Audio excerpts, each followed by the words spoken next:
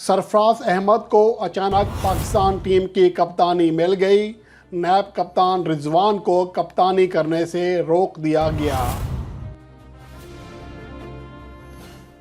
Kiwi openers ने पाकिस्तान के खिलाफ सबसे बड़ी शराकत कायम कर डाली। पाकिस्तानी पेसर्स एक बार फिर नाकाम। न्यूजीलैंड के खिलाफ सीरीज में भी कुछ ना बदला। मीर हमजा की नाकामी तवील होने लगी, सभी की निगाहें पेसर पर।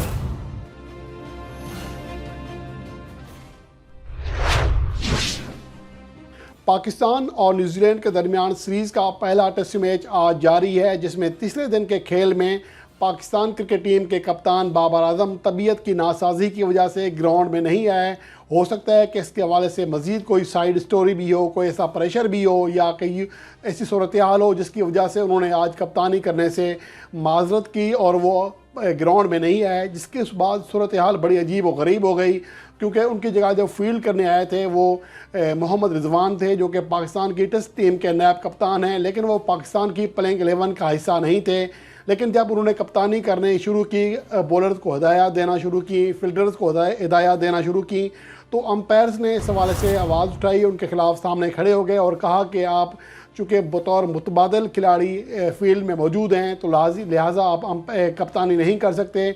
इसलिए बाद में फिर ये फ़ैसला किया गया कि सरफराज अहमद को कप्तानी दी जाए और आज यूं सरफराज अहमद एक बार फिर कप्तानी कर रहे हैं। गो के पाकिस्तान क्रिकेट बोर्ड की जानिब से उन्हें कप्तानी तावीज़ नहीं की गई है, लेकिन इसके बावजूद उनकी जो आज कप्तानी है एक तरह से वो मैदान में इन एक्शन है। अब हो सकता है कि जिस तरह की खबरें आ रही हैं कि वनडे फार्मेट में सरफराज अहमद को कप्तान दोबारा बनाया जा सकता है या फिर टेस्ट फार्मेट में, इसके हवाले से देखना ये होगा कि अब वो किस तरह टीम को लेकर चलते हैं।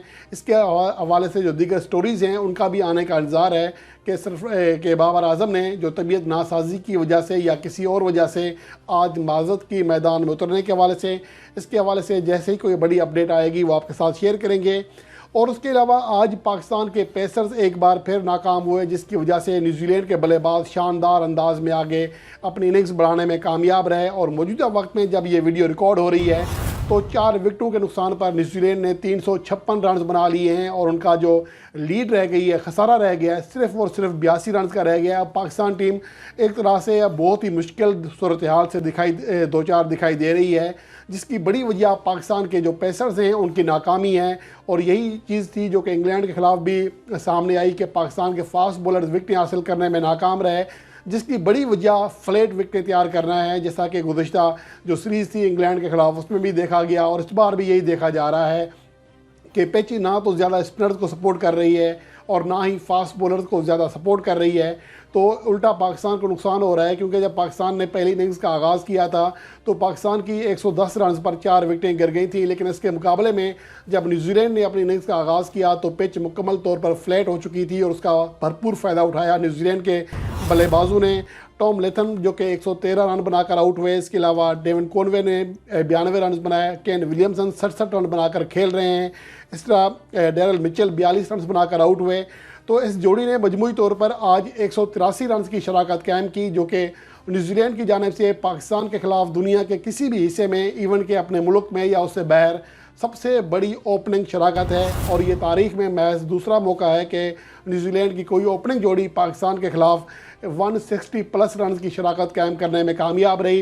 इससे पहले जो ये सबका रिकॉर्ड था मैथ्यू बेल और मार्क रिचर्डसन के पास था, जिन्होंने सन 2001 में 181 रन की शराकत कायम की थी हैमिल्टन के मकाम पर। और आज ये रिकॉर्ड टूट गया जब डेविन कॉनवे ने और टॉम लेथम ने 183 रन की शराकत कायम की कराची के मकाम पर।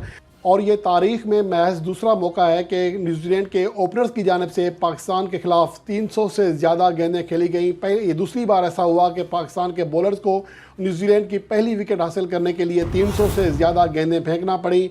इससे पहले 2001 में बेल ने और रिचर्डसन ने मजमूई तौर पर 338 गेंदें खेली थी और आज जो उनकी ओपनिंग जोड़ी है डेविन कॉनवे की और टॉम लेथम की, वो 318 गेंदें खेलने के बाद पहली विकेट दी उन्होंने, तो ये एक तवील शराकत की उनकी बॉल के हवाले से और रन्स के हवाले से तो ऑलरेडी बता चुका हूँ। और उसके अलावा यहाँ ये बात भी काबिल ज़िक्र है कि ये किसी भी विकेट पर न्यूजीलैंड की जानिब से पाकिस्तान के ख़िलाफ़ चौथी बड़ी शराकत है, गेंदे के अतबार से, गेंदें खेलने के अतबार से। और उसके अलावा 2020 से अगर देखा जाए तो आज डेविड कॉनवे ने और टॉम लेथम ने मजमूई तौर पर 53 ओवर्स खेले और ये पाकिस्तान के ख़िलाफ़ किसी भी ओपनिंग जोड़ी की 2020 से सबसे तवील शराकत कायम हुई। और उसके अलावा 2022 में उस्मान ख्वाजा और डेविड वार्नर ने रावलपिंडी के मकाम पर 40.4 ओवर्स तक पाकिस्तान के बॉलर्स को पहली विकेट हासिल करने के लिए तरसाए रखा था। तो ये सूरत हाल है। इसकी बड़ी वजह ये है कि पाकिस्तान के पेसर्स, पाकिस्तान के जो 2 से 3 खिलाड़ी अनफिट हैं।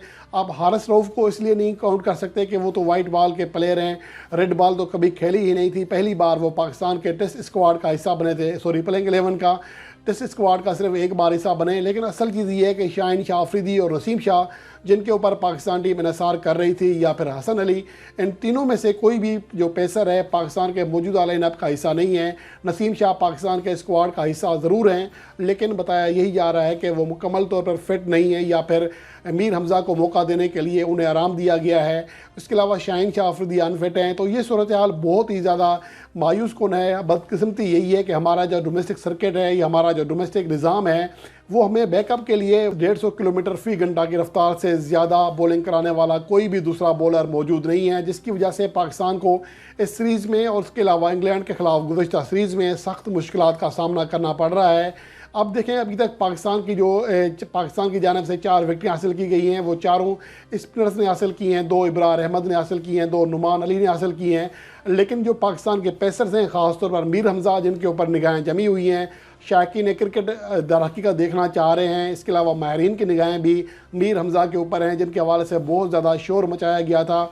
और उनकी जो कारकर्दगी रही थी कायद-ए-आज़म ट्रॉफ़ी में, गो के वो औसत लेवल की थी, ज़्यादा बुरी भी नहीं थी, ज़्यादा आउट क्लास भी नहीं थी। इसके अलावा पाकिस्तान वनडे कप में भी वो अच्छी कारकर्दगी दिखाने में कामयाब रहे। लेकिन पाकिस्तान के लिए खेलते हुए अपना जो उनका दूसरा टेस्ट मैच है 2018 के बाद, ये उनका पहला मैच है, उसमें वो अभी तक मुतासिर कुन कारकर्दगी दिखाने में कामयाब नहीं हो सके। गो के विकेटें हासिल करना एक अलग चीज़ है, लेकिन लाइन और लेंथ का एक बड़ा इम्पेक्ट पड़ता है। आपको लगता है कि जिस तरह मोहम्मद आमिर हैं, आप उनकी मिसाल दे रहे हैं, उनकी लाइन और लेंथ बड़ी शानदार होती है। गो के उन्हें भी विकेटें हासिल करने में मसला होता है, लेकिन उनकी लाइन और लेंथ बड़ी शानदार होती है और वो रन्स भी रोकते हैं।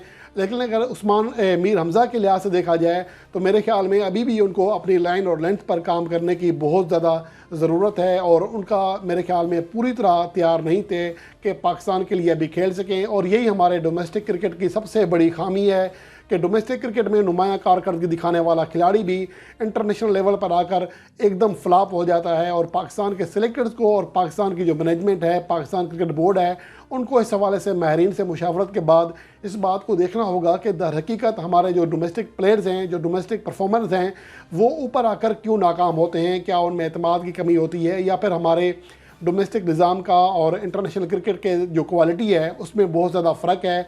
तो इसका हवाले से काम करना होगा और ये फ़र्क भी ख़त्म करना होगा। लेकिन बहरहाल अब पाकिस्तान के जो पेसर्स हैं वो अभी तक उनकी कारकर्दगी वैसी दिखाई नहीं दे रही, जिसकी वजह से न्यूजीलैंड की टीम भी पाकिस्तान के ऊपर हावी होने में कामयाब रही है। इससे पहले सरफराज अहमद, बाबर आजम और आगा सलमान की शानदार बैटिंग की वजह से किसी हद तक ये लग रहा था कि पाकिस्तान टीम की गिरफ्त जो है मेज़ पर मजबूत होती जा रही है। लेकिन अब जो कीवी बल्लेबाज हैं उनकी शानदार बैटिंग और पाकिस्तान के पेसर्स की मायूस कुन कारकर्दगी की वजह से मैच पाकिस्तान के हाथ से निकलता हुआ दिखाई दे रहा है।